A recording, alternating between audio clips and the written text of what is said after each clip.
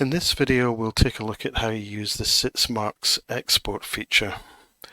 This will give you a spreadsheet which is designed to be easily uploaded into the SIT system by Skills Support. Before you attempt to do the export, look first at your gradebook.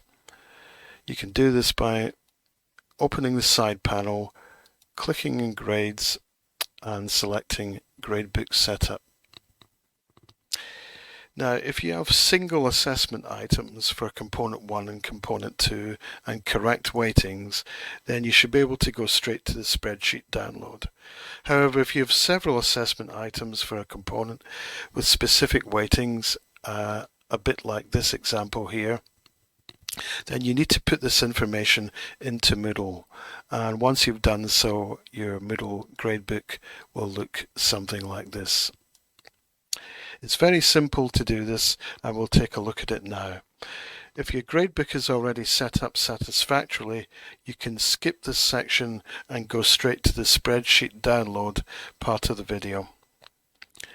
Okay, so let's take a quick look at gradebook setup. The video won't go into detail on complex setup examples or considerations around a postgraduate scale. It will show a relatively simple example of adding up differently weighted assessment items. So this can be achieved by making some adjustments to Moodle's gradebook setup. So firstly, click on Grades, select Gradebook Setup, and this is how your gradebook should look like initially, something like this. If you don't see boxes here, then up at the top level here, click on Edit Settings and change the aggregation method to weighted mean of grades, and then save that change. If you do have boxes and they have numbers in them which don't make any sense, don't worry, that's what we're going to fix.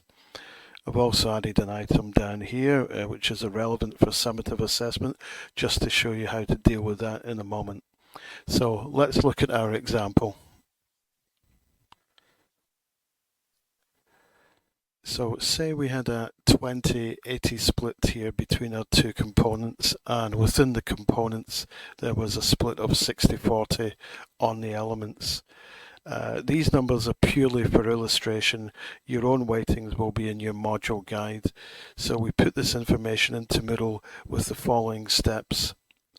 Dealing first with component 1, we'll come down to the bottom and we'll click on Add Category. We'll give the category a name, and again you choose what's most appropriate for your module. I'll just make it component 1 and save that.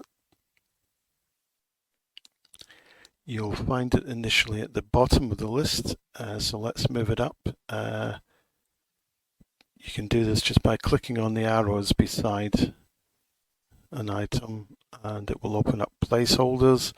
And just by clicking up here, we can move that back up to the top. So the next stage is to include our elements, our assessment items, under this component. So the way we can do this is by selecting them with the boxes here, and then with the selected items, we will say what to move them to component 1.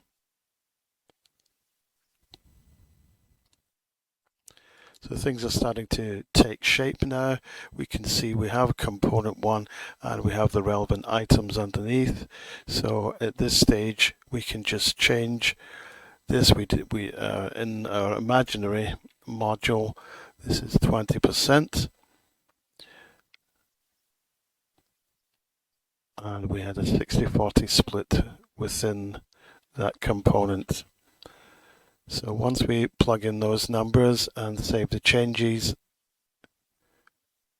we can see that we now have the weightings correctly set up here. We can now go ahead and do a similar thing for our second component. So again, first of all, add the category. put in a title appropriate for your module.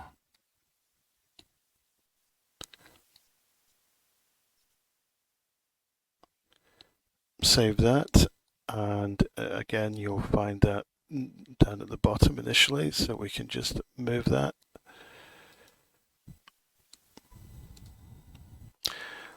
We'll want it just here. I think that will put it just under component 1.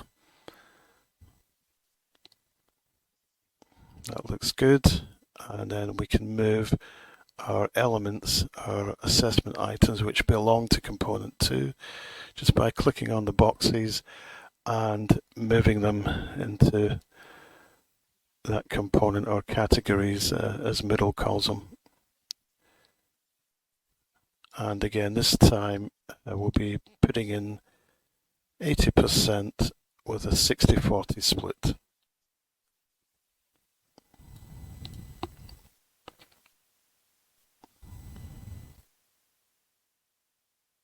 Just save those changes. If you have items which are not part of summative assessment for your module, like this one, just hide such items from the students by clicking on Edit to the right of the item and Hide. The item will become grey and can't be seen by the student, although the student still can see such items on the front page of the module. And then finally just zeroize such items and save the changes.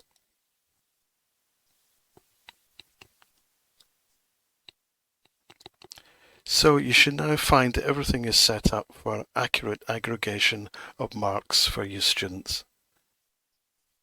There's one slightly imperfect feature of the SITS download at the moment. These titles of your components won't actually be picked up, and they will just be called category total in the download, both of them. But we can fix this if we go to edit the component, and under the category total section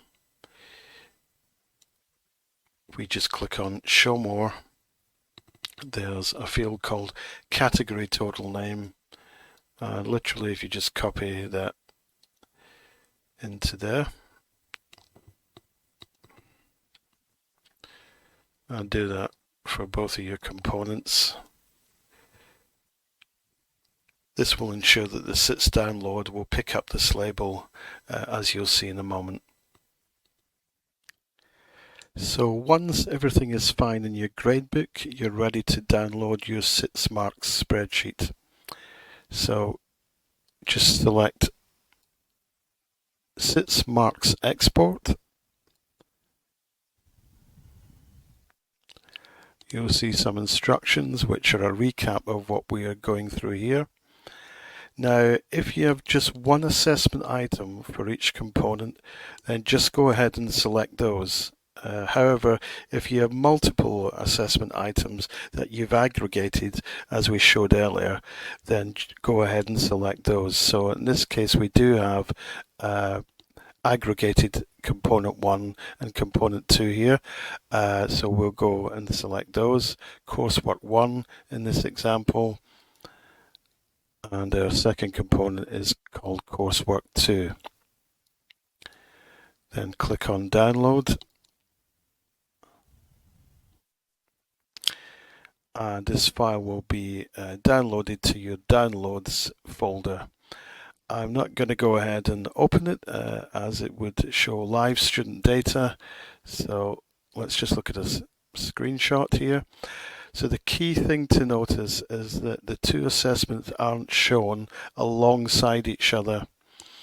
The assessment 1 is shown first, and then underneath that, if you scroll down, you will see assessment 2 begin. So this is the format which is optimum for SITS.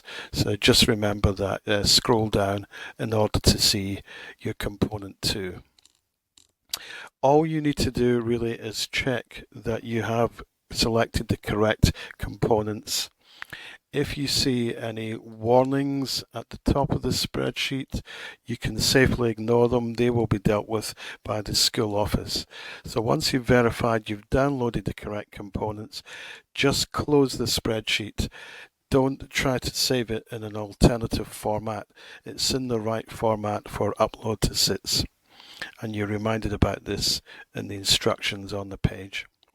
So just close the file and upload it to SharePoint in a normal manner.